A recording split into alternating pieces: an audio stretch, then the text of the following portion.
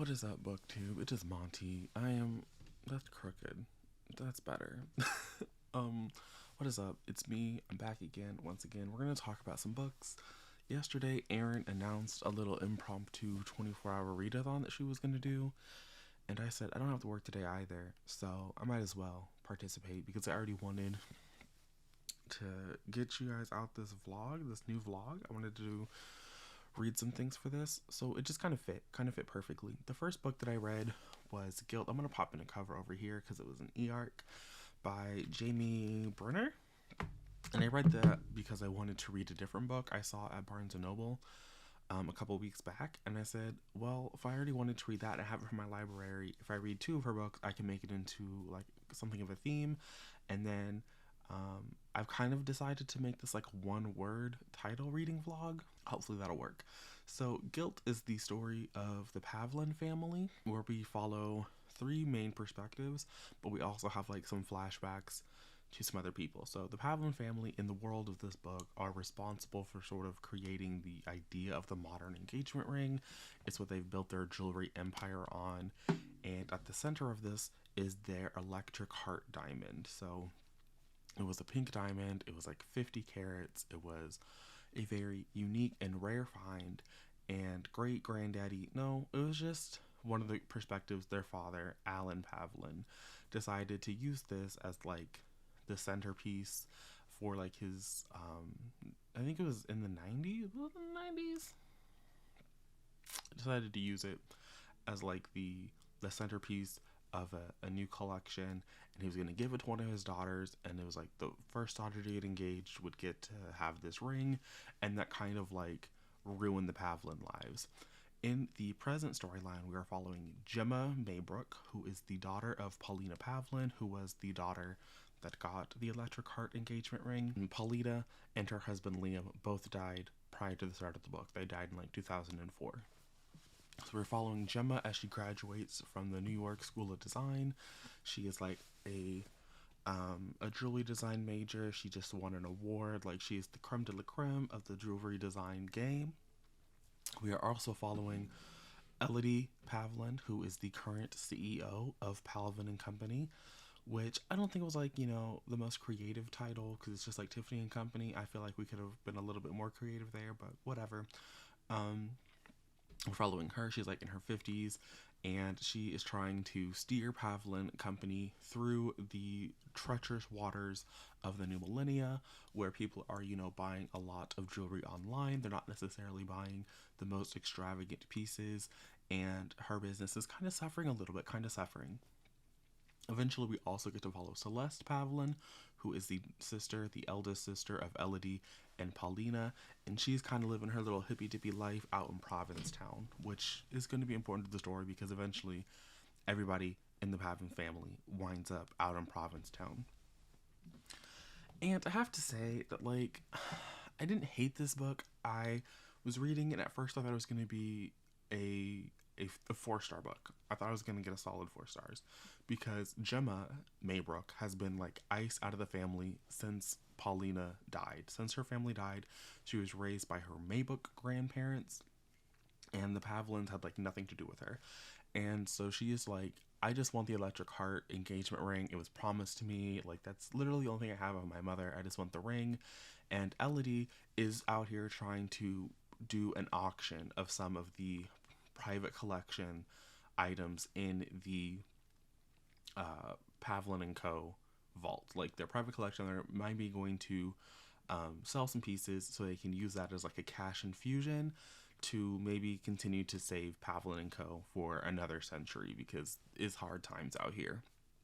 Celeste is like kind of the mediator that has to go between these two, and all three of our perspectives have a love arc, and it was kind of the romance angle being infused in that I didn't work, because for me it's not a romance book, but all of our respective characters do have a happily ever after, and it was just kind of like I won't say it wasn't needed, but it did kind of ruin some of the book. I do think that sometimes and it wasn't always believable.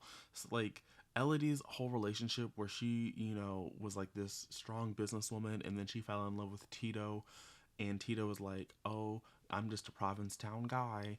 I'm just a small town guy. I can't do anything in the big city. I can't do anything there. I just live here. It was stupid. Like the book isn't long enough for three different characters to have a love arc. Like Celeste and her husband were, well, her life partner, who wasn't really her husband because after her sister died, and even before her sister died, as soon as her daddy introduced the engagement ring, and her first like boyfriend was clearly just trying to marry her because he thought that she was loaded and he didn't know that before, she was like, yeah, I'm good on the whole marriage thing. And then her sister got engaged, and it kind of like tore their family apart because of events related to that. I'm not going to spoil this book because this book does come out, and I do recommend you read it if you're interested in like sort of like messy women's fiction that's not like super over the top and isn't filled with like, you know, super hard hitting topics. It's just like a light, fun beach ready type of thing. So like, I won't spoil anything here, but um, the family was definitely torn apart by Paulina getting engaged for various reasons, and Gemma being shipped off to the Maybook parents was also a part of what was happening there. And it wasn't horrible, but every perspective having that I thought was too much. I was mostly invested in Celeste and her life partner. Gemma had like a whole love triangle going on that was foolishness, and again Tito and Elodie, I thought that was also fucking foolishness. So the romance angles all dropped it down for me because I was really rooting for Gemma to like go into the Pavlins and tear them down from the inside or some shit, you know. And even where Gemma ultimately ended up, I thought was fine. I thought like it made sense for the story. Overall, I was a little bit let down by the book. It wasn't everything I thought it was going to be, but I did have a good time. I do recommend it. I do think that other people will probably enjoy it a lot more than I did. It just was kind of this thing where maybe I had too many expectations. But it was fine. It was fine. And it wasn't very long, I don't think, so I kind of flew through it yesterday. Today's goal is to read Blush, which was the book that I saw at Barnes & Noble before they had their little sale. Otherwise, I probably would have bought it because this is a intergenerational story that, and I say intergenerational, but we're really just following three generations of the Hollander family. We have Vivian, who is, I think her name is Vivian, yes. We have Vivian, who is the mother, like the grandmother figure. She's the eldest of the three people that we're going to follow. And she and her husband have a vineyard. They've had this vineyard out in like, I think in the Hamptons, is this what it says? The North Fork of Long Island. So out there on Long Island, they have a vineyard. They've had this vineyard for a couple, you know, like 30 years or something. And that's what they do. But there's something dark and secret there. Then we have her daughter Leah, who is, you know, she thought she was going to inherit the family business one day, but her father was like, nah fam, you're not inheriting my business. And so I've read a couple of pages. I read to like page 40 or something. So she has had a cheese shop in New York City somewhere, that has recently, her lease is up. Like her lease is going to be up because a city developer or some developer has like bought the entire city block. So she ain't she ain't gonna be able to keep her little mom and pop cheese shop no more. And then we have her daughter Sadie, who is an English major in university, and they are like the creme de la creme. They've done, you know, all kinds of awards and shit. They're like super smart.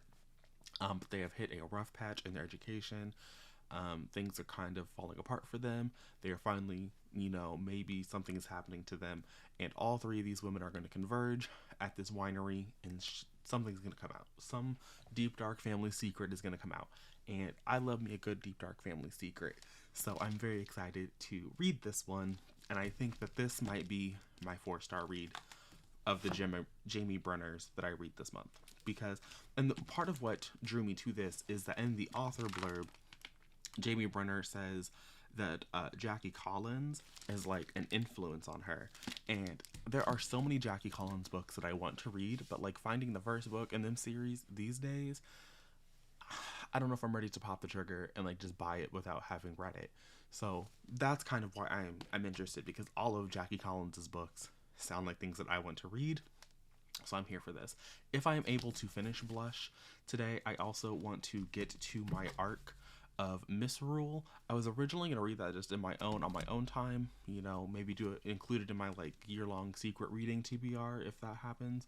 But if it has a one-word title, these have one-word titles, so I might read that for this video as well. And that's all I got. Here we are again with another voiceover because I liked doing this the last time. You can see me here.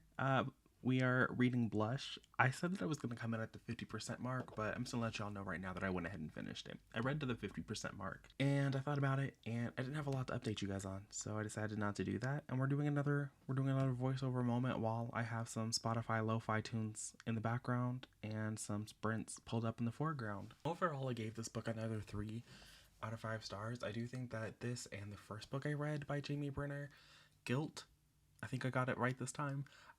They had a lot of similarities in terms of things that didn't work for me. I liked the 3 perspectives that we followed here and in Guilt, and I liked the intergenerational aspect of this, you know, following through generations of the Hollander family.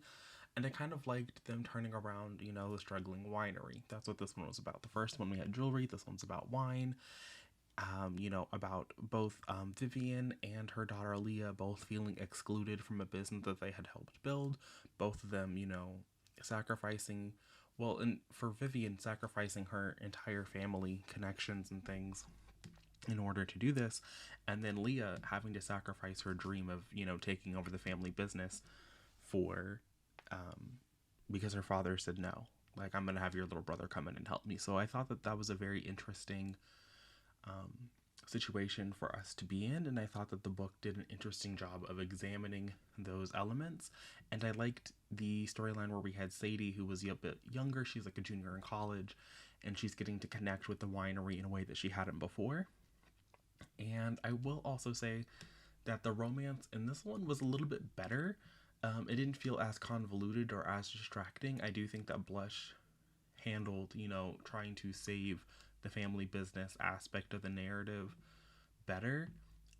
It balanced that with the romance that Sadie had with the like manager man at the winery, and her mother Leah and her husband Steven, their marital issues I thought were well balanced. The only one that wasn't well balanced I thought was Vivian and her husband. Can I talk? Vivian and her husband. What was that man's name? It doesn't matter. But her and her husband, I thought they definitely had a lot of issues that they didn't get to work through, and theirs were probably the most entrenched, seeing as they had been married for decades. And so the idea that they were just going to like, oh, I'm sorry, you should have come to me like, you know, 30 years ago. It just didn't, it wasn't satisfying in a way that I wanted it to be, in a way that I thought it could have been.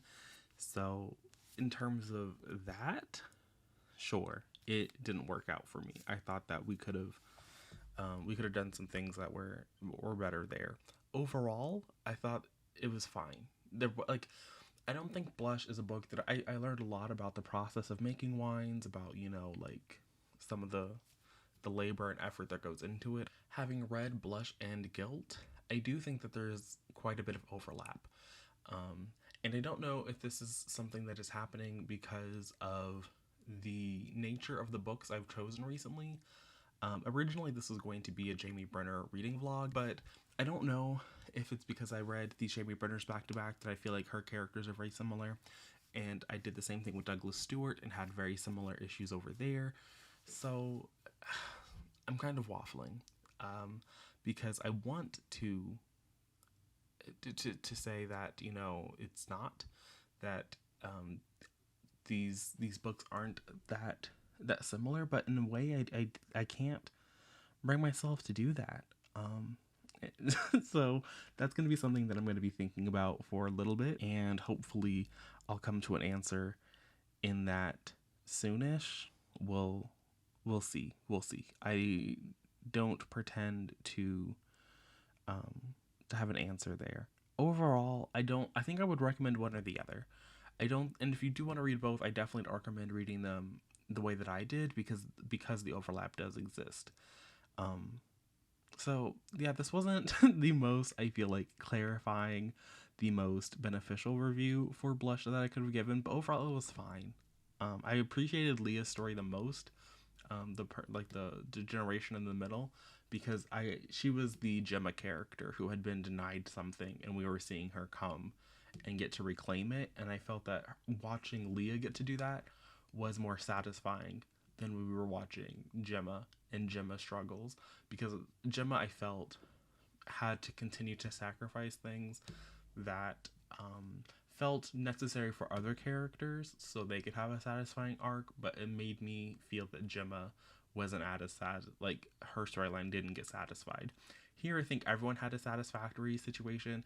I do kind of think that Sadie was kind of also the weak link. While her romance didn't, pull away from anything, and some of the actions that she did sort of like spurred on the plot, um, ultimately it was just whatever. I also think that both here and Guilt and Blush both have this thing where there is this deep family secret. I definitely think that the family secret in Guilt was a lot worse. I think that that was a very, like, it was definitely very petty.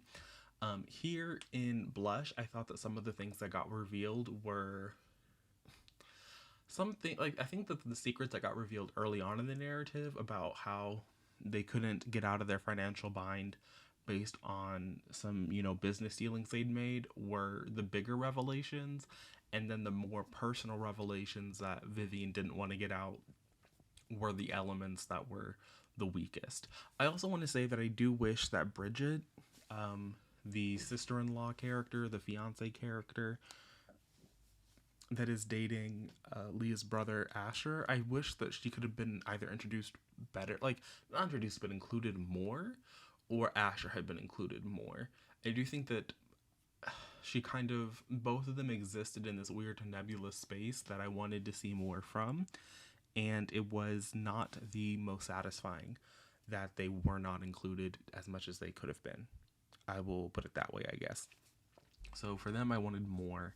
Overall, it was whatever. I do kind of think that if I had to pick between the two, I definitely say, read one or the other, you'll have a similar enough experience. But if I had to pick one or the other, I would say read Blush. I think that the secrets are better. I think that the characters are a little bit more interesting.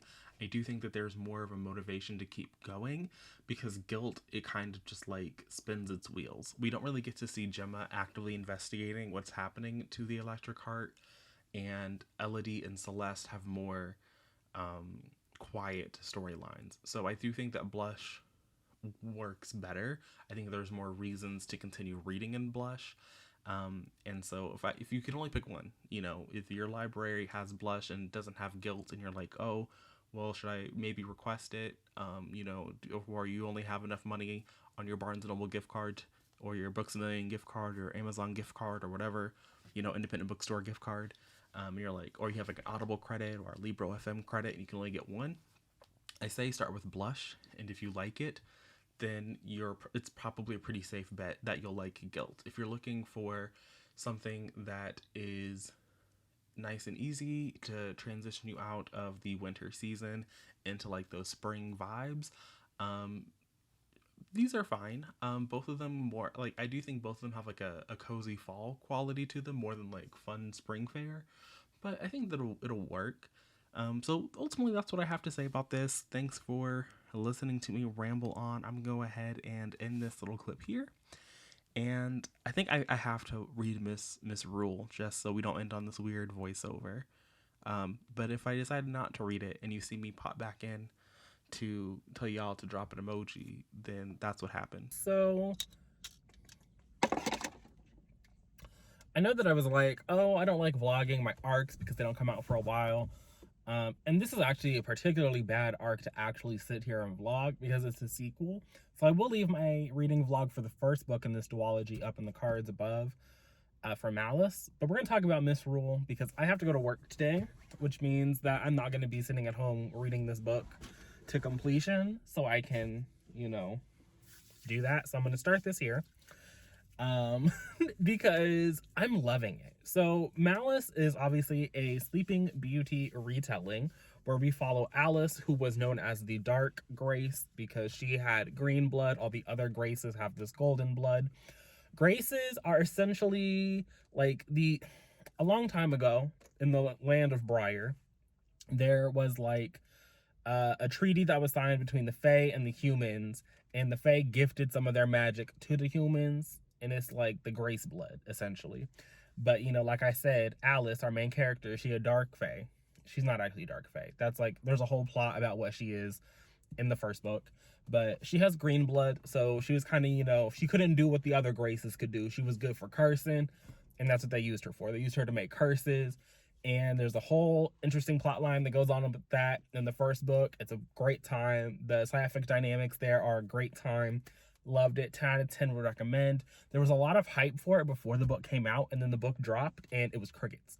I was really happy when I saw it pop in to the Goodreads Choice Awards for Best Fantasy because it absolutely slapped. Anyway, Misrule is the sequel. So obviously I'm not going to spoil anything. I'm going to talk about like general thoughts, feelings about the things that are happening, but I'm not actually going to give you any kind of any kind of plot details. If you know anything about Sleeping Beauty, I don't think it's a spoiler to say there is a time jump. So there is a time skip.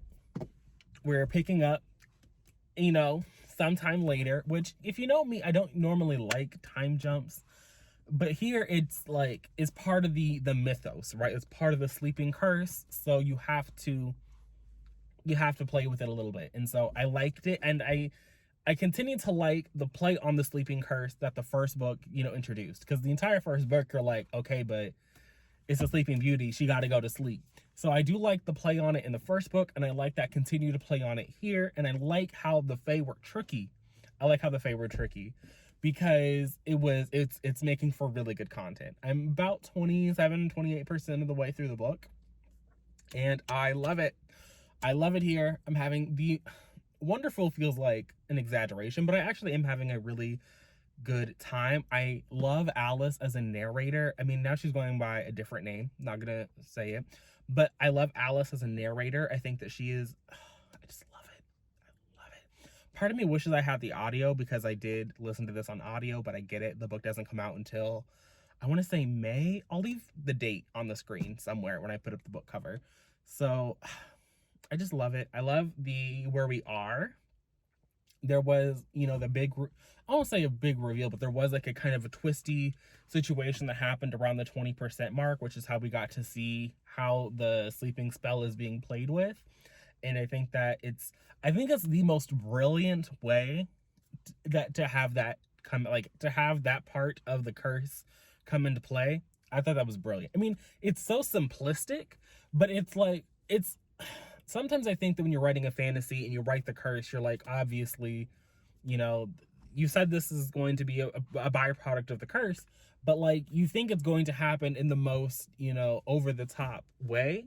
And so sometimes what happens in the simple way, you're just kind of like, I like it. I like it a lot. And I like it a lot here. I like how it was like the Fae being tricky, but in a way that like you played yourself. Like you did all of this to yourself. And I love that. And I love how Alice is sort of like refusing yeah, I did this to myself. I like how she's like, no, I didn't do this to myself. And so, sure, I can see how it would be for everybody, but for me, it's great.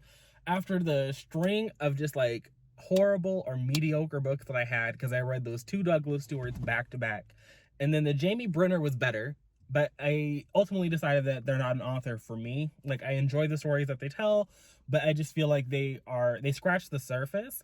And I think that with Blush, we're gonna go back and forth apparently. With Blush, I was more annoyed because she was referencing like she was referencing Jackie Collins, who I haven't read, but is one of her favorite authors. All of Jackie Collins' books sound like my kind of mess, and I've been wanting to read them for a while, but finding that first Angelo book, I just have not been in the effort to go on thrift books. So, but just by the summaries and seeing her characters talk about the plot lines, it's like, I wish you would do this.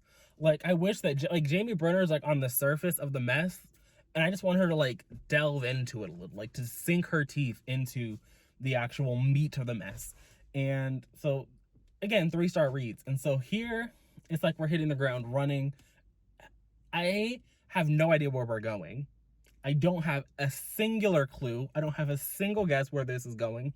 There's kind of like hints that there's going to be a showdown between Alice and the King of the High Fae. I don't know if we're actually going to go there. I would like to see it. But I don't know. Like, and I don't think that I'm supposed to know, and I'm okay with not knowing. And at this point, I'm just here for the ride. I am here for the ride. I didn't know where we were going in the first book either, because I don't. Alice is not quite a Maleficent analog. I do think that when she ends the book, she's more of a Maleficent analog, but there's also a character in the book that is clearly the Maleficent analog. And so in the second book, I have no idea where we're, like, because like the first one, it's not like a traditional, like I didn't know where we were going, right? Like we're following a whole different character. So we have to get to the point where the character falls into a sleeping spell. And now it's kind of like, well, is Alice actually going to die? Because, you know, this little war with the Fae is not part of Sleeping Beauty. So I'm looking forward to it. I'm very invested in where this is going. I have a feel like Malice just missed the cutoff to be in my, you know, best books of the year, because I think I gave it 4 out of 5 stars and not a full 5. But I have it like I'm hoping that Miss Rule is going to be my second 5-star read of the year. And so far, my 2022 anticipated releases have been slapping. Portrait of a Thief, American Royals Rivals. In this one, so far, we are 3 for 3 in the trifecta. What is up, you guys? So we're still in the middle of a vlog, but I have this package here from Macmillan, and I thought I knew what this was. Let me take it back. Actually, I have no idea what this is. Because everything that Macmillan has told me they're going to send, I thought was going to arrive. Okay. This is what they told me they were going to send. I have no recollection of requesting this book, but apparently I did. And it's here. So I thought I would do a little unboxing while I wait for my car to heat up so I don't freeze to death. Oh, that's cute. Okay. No wonder it wasn't moving around in here. But it is My Wife is Missing by DJ Palmer. This is a thriller mystery situation. So when Michael Hart discovers that his wife and 2 young children have gone missing from their New York City hotel room while on family vacation, he fears they've been kidnapped. But it's soon revealed that his wife Natalie left quite willingly and has now disappeared with the kids. That's all I know. This is out. Where is it on? It should be on the back of this book somewhere. May 10th, 2022. So I might get to this. Not this week. This week's reading vlog has transformed from a, like, you know, oh, it's going to be a cute little 24-hour readathon vlog to a, oh, it's going to be a cute little, you know, situation. So this is just a regular weekly reading vlog. But because it's me, it still has to have a theme. It has to have a theme. I don't like doing things that don't have a theme. So this theme for this week is books that have a 1-word title. So I read Guilt. I read Blush. I just finished Miss Rule. We're going to talk about that while I drive to work. When I get home from work, I'm going to be starting Covet, which is the 3rd Crave book. Let's discuss our girl Alice over there in Miss Rule. Shall we discuss it? I think we shall. Here's the thing about Miss Rule. I don't think that Miss Rule is the fantasy book for most readers. I think that it is a very niche book, and just know that going in. I think that Malice is much the same way. I think that a person could definitely read Malice and be like, what is this? Like, it's a, you know, how long is that book? I think it's like 400 pages. It's a 400-page prologue. I can understand that. And y'all know that as someone who, you know, gave Crescent City a 2-star review, mostly for those first 100 pages that really could have been, like, if you're going to spoil the entirety of the first 100 pages in your synopsis, I don't think we needed it. I don't think that part of the book needs to be 100 pages. That's all I'm going to say. However, I think that Malice was excellent. So I've recapped Malice before. So going into my final thoughts on Miss Rule, here's the thing. I think that it was a fantasy book for me. Lately, I have said that a lot of fantasy is giving you war where there doesn't need to be a war. I think that you can most clearly see this point illustrated with Miss Sarah J. Maas and the ACOTAR series. The entire war that was going to happen between Hybern and the mortal realm, all of that was foolishness. Fucking foolishness. Especially when you are locked inside of Feyre's head and nobody is telling Feyre anything about the war, how to prepare herself for the war. Everybody is always keeping secrets from that bitch.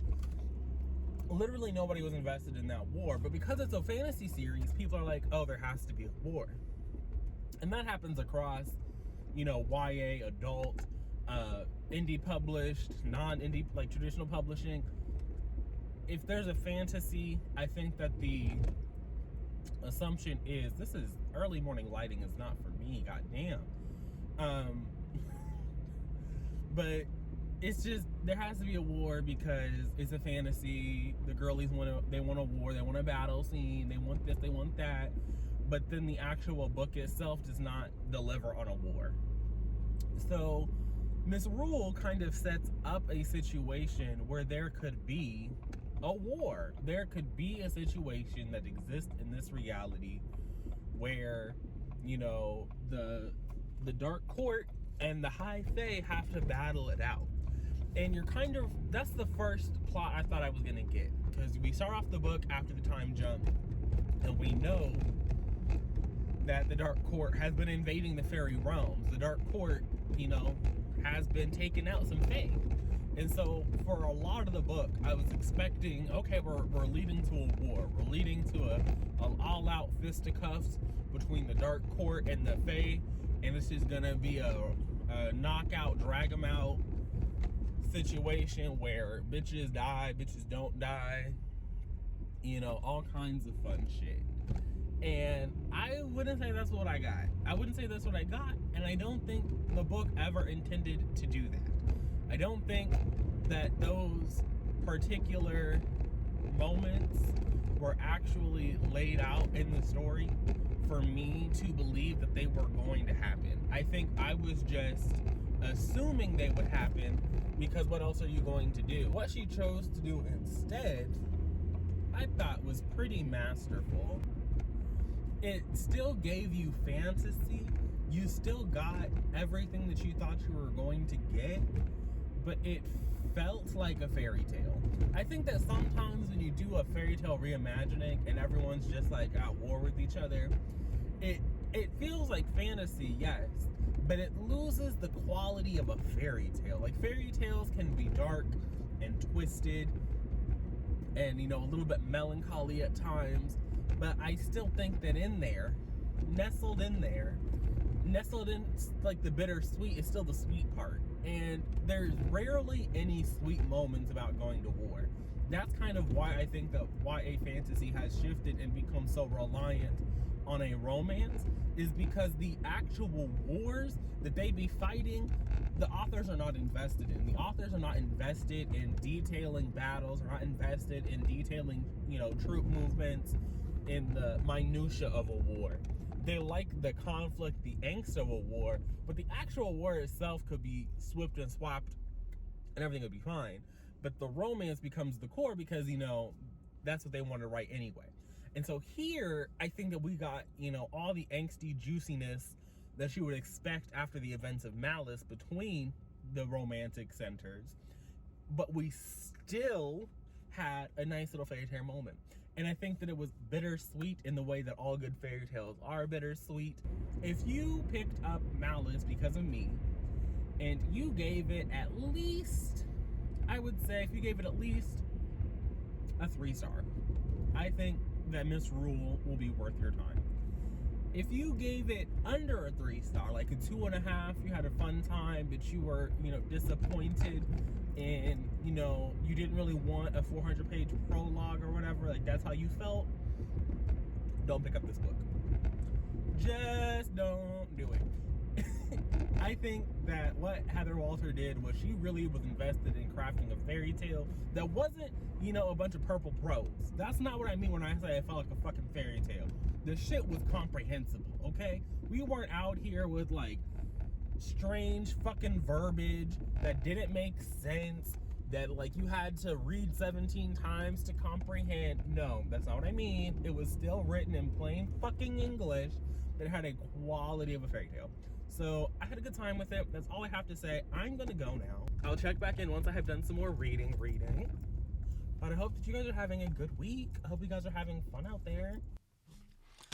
So I'm currently doing some reading sprints with my patrons, and I've read the first. Also, that's why we're using the webcam. I'm too tired to try and set up my normal camera. So if I look washed out, it is what it is.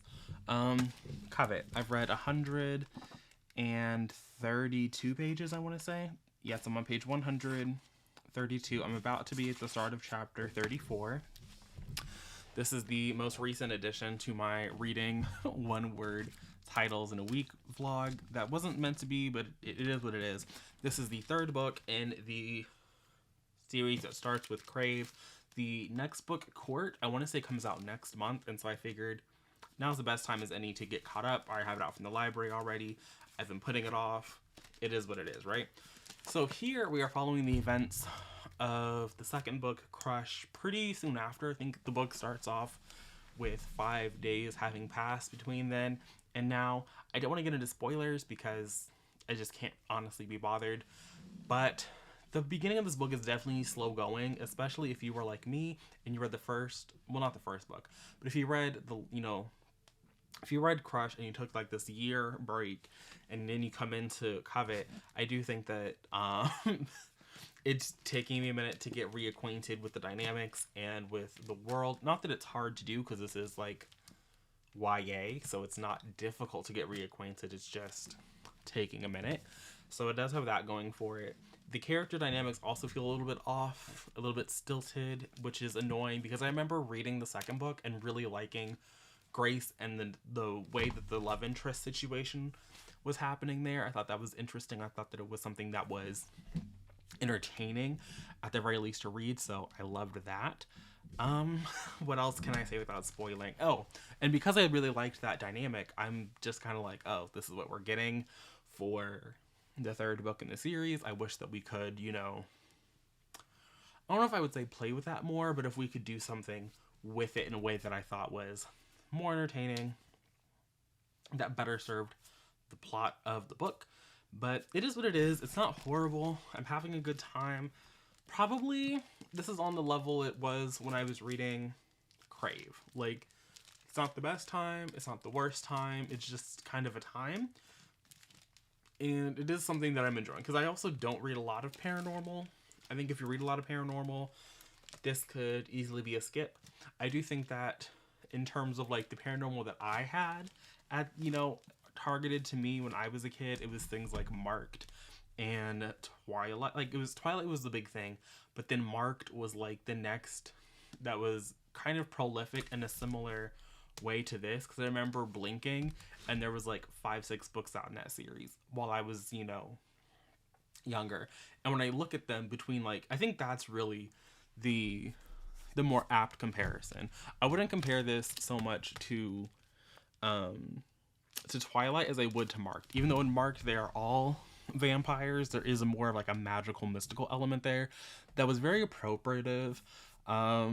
It's very problematic. I definitely would not read those books today or recommend them to anybody. So if nothing else, I'm happy that the children have something like this that is pulpy and fun and kind of over the top at times, and just like, or I don't know if irreverent is the word I want to use, but I'm happy that they have this. I think that this is definitely better than what I had with Marked, and I'm having a good time, even though it's not, the world's best written novel. So that's all I have to say. I'm gonna go now because I've been talking for not that long. It's only been a couple of minutes, but like I said, I am doing sprints, and so I do actually want to read this, and there isn't a lot that I can say at this point that wouldn't be a spoiler. So we're gonna address the elephant in the room, and that is I didn't update you guys when I was reading this.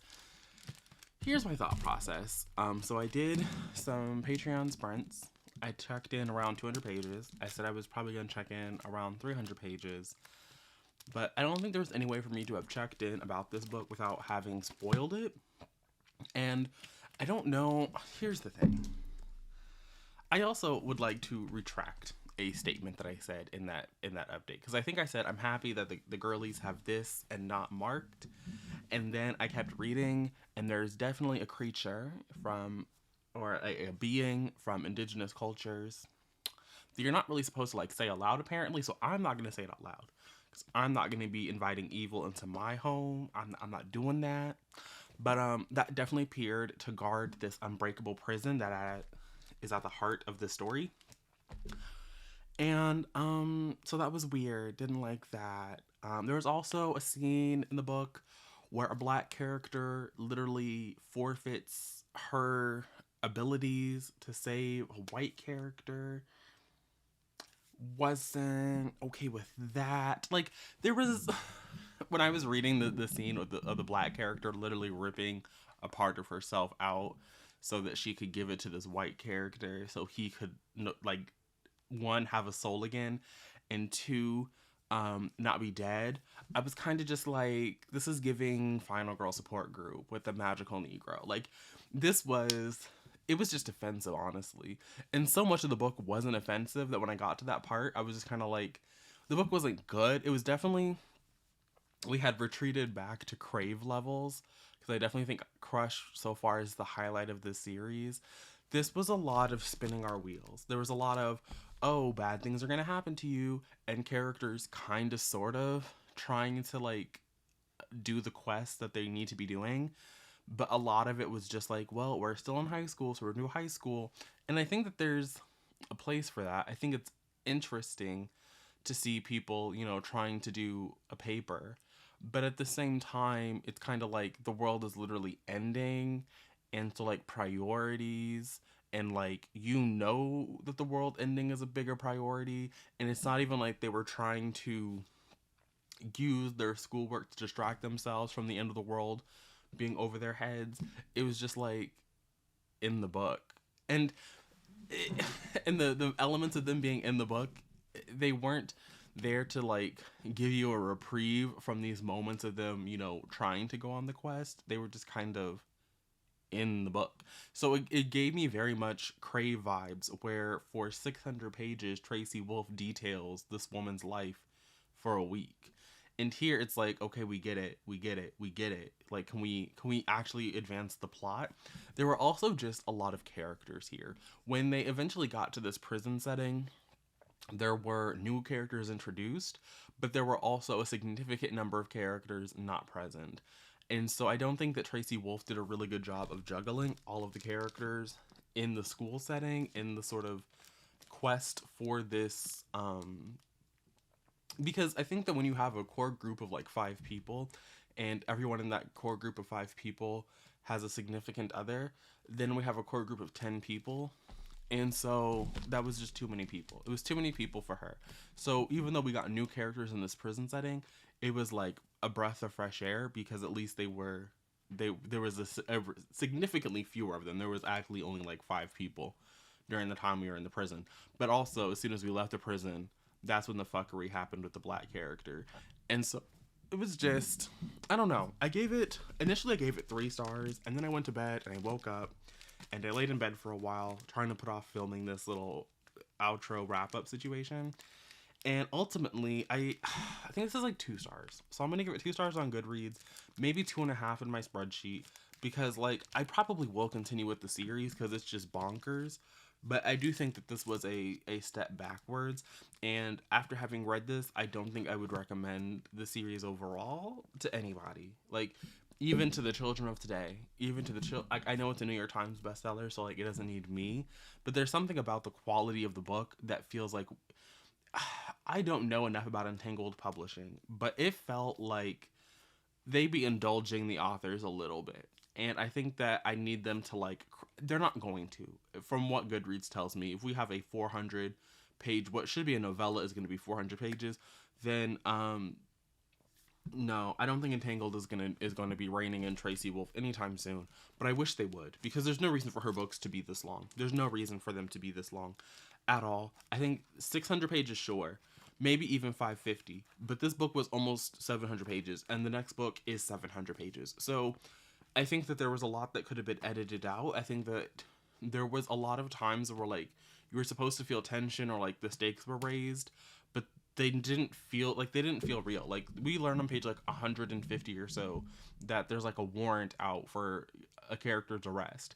And if they leave the school, then the people are going to be able to enforce that warrant. And yet they continue to leave the school and act like they're trying to avoid, police detection, but they don't actually lay low. Like everywhere they go, they like blow up the spot. So it's just like it felt unnecessary for it to happen if there weren't ever going to be consequences. And then when there were consequences, characters acted like this came out of nowhere. They had no preparation for this was going to happen to anybody.